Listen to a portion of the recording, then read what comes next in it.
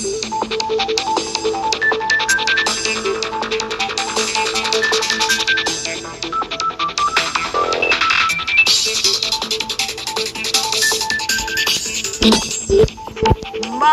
gabi sa inyo.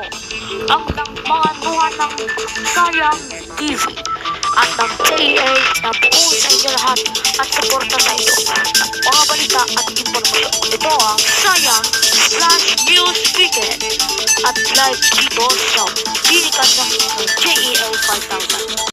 Samantala, mapapanood ang mga pagkukuha ng EBS Laog Iban Kilamo Dorotiro. Ito na ang EBS Lawag. Mapapanood na po yan kagaya ng Sayang Splash News Ilocano kasama si George Guerrero para sa paghatid ng mga balita at impormasyon. At ang mga Sayang News Tonight mapapanood sa JES. Huwag dito sa bandila.